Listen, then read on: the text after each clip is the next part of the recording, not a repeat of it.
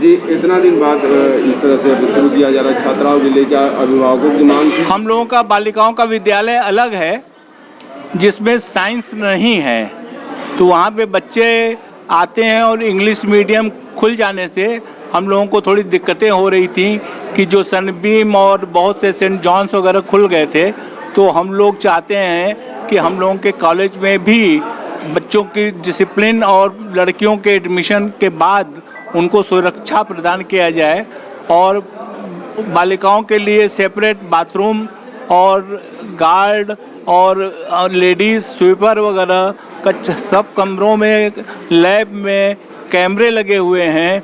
तो हम लोगों का मैनेजमेंट इस बात पर इस वर्ष एग्री किया है कि लड़कियों को हम लोग सुरक्षा प्रदान कर पाएंगे। जैसा कि घटनाएं सुनने को मिलती हैं, तो हम लोग हरिश्चंद्र में वो घटनाएं नहीं होने देंगे। मैं doctor Umesh Kumar Singh, Harishchandra intermediate college का प्रिंसिपल हूँ। यह विद्यालय हमारा मैदानी क्षेत्र में स्थित है और बहुत पुराना विद्यालय है। लगभग पत्रकार वार्ता क्यों बुलाया गया, क्या है? देखिए, पत्रकार वार्ता बुलाने का मकसद हम लोगों का ये है कि हमारे यहाँ हम लोगों का चूँकि बालिका विद्यालय भी चलता है, तो बालिका विद्यालय में लड़कियाँ पढ़ती हैं 6 से 12 तक। हमारा विद्यालय संबद्ध प्राइमरी से लेकर 12 तक है, तो 1 से 5 तक तो हमारे यहाँ बालिकाएँ भी पढ़ती हैं, लेकिन 6 से ऊपर बालिकाओं का प्रवेश नहीं होता है। हम लोगों के यहाँ जो बालिका विद्यालय है वहाँ भी विज्ञान नहीं है, तो वहाँ से जो लड़कियाँ हाई स्कूल पास करके निकलती हैं वो विभिन्न विद्यालयों में जाकर के विज्ञान पढ़ती हैं और उन विद्यालयों में विज्ञान की मान्यता वित्त विहीन है। आप जानते हैं लगभग 4,000, 5,000 या 6,000 रुपया महीना वो फीस देती हैं। अभिभावकों की डिमांड ये थी कि कम फीस में बालिकाओं को विज्ञान की शिक्षा मिले। ऐसी स्थिति में हम लोगों ने सोचा कि हम लोगों के पास सुसज्जित लैब हैं, आयोग से चयनित अच्छे अध्यापक हैं और बोर्ड द्वारा निर्धारित सरकारी शुल्क है जो बहुत ही कम है, और कम शुल्क में हम उन बालिकाओं को अच्छी शिक्षा विज्ञान की दे सकते हैं। इसलिए हम लोगों ने सोचा है, क्योंकि एक फुल फर्निश्ड कैंपस है हमारे पास संसाधनों की कमी नहीं है। वो बच्चियां हमारे यहाँ अगर प्रवेश लेती हैं तो उनको हम अच्छी विज्ञान की शिक्षा देंगे, बहुत कम पैसे, बहुत कम शुल्क में। इसलिए हम लोगों ने सोचा, ये अभिभावकों की भी डिमांड थी और हम लोगों की ये समय की मांग भी है कि को एजुकेशन होना चाहिए। लड़के लड़कियां जब साथ रहते हैं, साथ पढ़ते हैं, तो उनकी वो बहुत कुछ सीखते हैं उसमें। इसलिए हम लोगों ने सोचा कि बालिकाओं के लिए भी हम लोग कक्षाएँ शुरू करें। कब से शुरू होगा? ये वर्तमान सत्र से ही शुरू होगा। 2022-23 से हम लोगों ने लड़कियों का प्रवेश लेना शुरू किया है। अभी केवल कक्षा 11 में हमने प्रवेश शुरू किया है विज्ञान वर्ग में। आगे अगर इनकी संख्या इसमें बढ़ती है तो हम लोग 6 से 12 तक पूरा को एजुकेशन कर देंगे।